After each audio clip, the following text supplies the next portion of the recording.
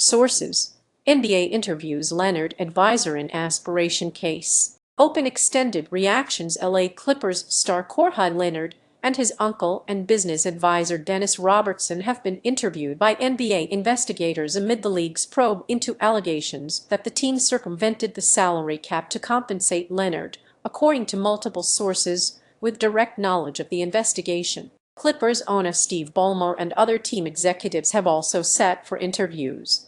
Those sources said, as have executives for Aspiration, the now-defunct green banking company at the center of the allegations. Before Game 1 of the NBA Finals on Wednesday in San Antonio, NBA Commissioner Adam Silver said that the investigation was far along and that the league is close to the point now where I think we need to wrap this up. He did not specify a timeline for when the investigation would conclude, but said the Clippers need to understand what situation they are going to be operating under, and so do the other 29 teams. Publicly, the Clippers and Ballmer have denied the allegations and have adamantly maintained that there is no evidence supporting them. But privately, some Clippers officials have grown frustrated trying to prove innocence for a violation they say they didn't commit, according to several sources with knowledge of their thinking. Despite their certainty that they did nothing wrong, team officials seem less sure about the outcome of the high-profile investigation and whether the league's richest owner will face punishment,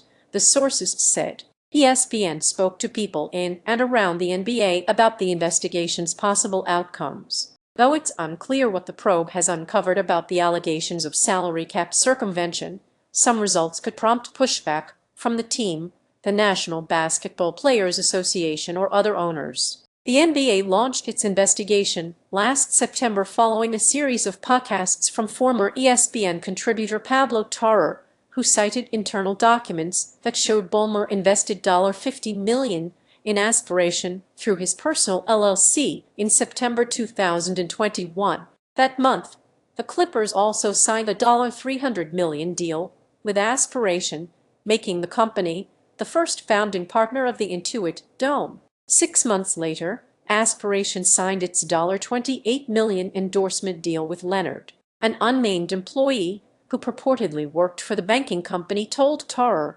that Leonard's sponsorship deal was to circumvent the salary cap. Though Ballmer has said he introduced Leonard to Aspiration, he told ESPN's Ramona Shelburne last September that he had no knowledge of the players' deal and denied he directed the company to strike one. A source close to Leonard's camp also denied the allegations to ESPN, saying that the Clippers weren't involved with Leonard's deal beyond the 2021 introduction, that there was never any mention of the salary cap or attempts to circumvent it, and that the language in Leonard's Aspiration deal was similar to that in his other sponsorship agreements. The source said members of Leonard's camp had nothing to hide from the NBA's investigators and said, "Bottom line, it wasn't a no-show deal." Following the league's Board of Governors meeting last September in New York, Silver said that the burden is on the league to bring forth any discipline, adding that the NBA and its investigators would look at the totality of the evidence and that as a matter of fundamental fairness, I would be reluctant to act if there was sort of a mere appearance of impropriety.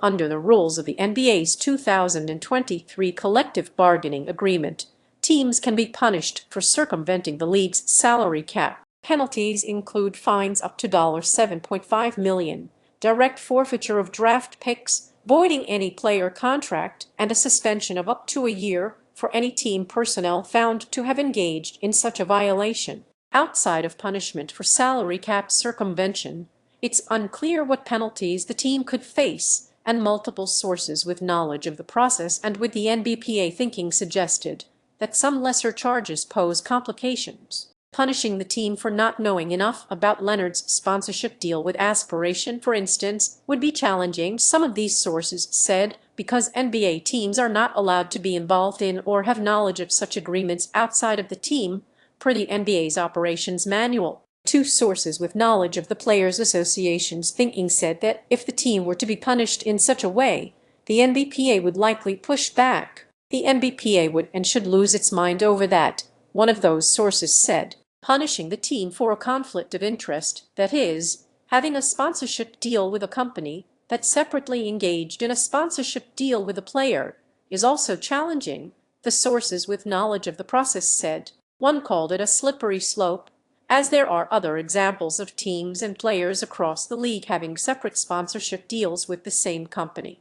Silver acknowledged as much in September, telling reporters, "I get it that if a building is the Pepsi Center, there's a possibility that a player could have a deal with Pepsi. I think it would be unfair to the players if there was a so-called corporate deal done with the league or team, that they would thereby be precluded from having deals with those same organizations, particularly many of the ones that are endemic to sports that want to actively invest in players and with no suggestion whatsoever that they are doing it to aid the team in any way. If the league presented a lesser punishment that the Clippers disputed, the team could seek the intervention of a system arbitrator, a person appointed by the NBA and the NBPA to settle such disputes, as ESPN has previously reported. That person could then review the evidence and grant or deny Silver the ability to punish the team." Some of the sources with knowledge of the investigative process cautioned against the idea that Silver would seek to punish the Clippers because of any public pressure to do so.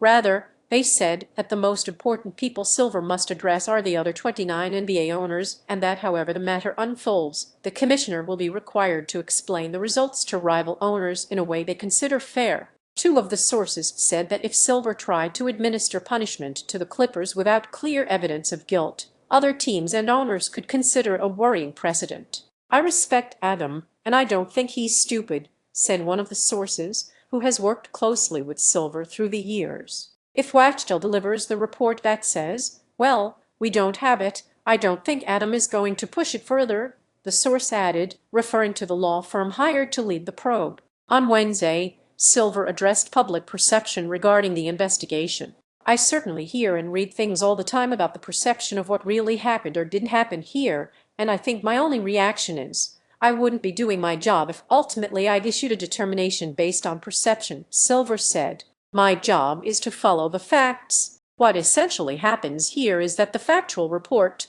together with findings, will be made by this independent firm. That's presented to me. It's then, ultimately, my role to determine what the appropriate discipline, if any, should be meted out based on their findings."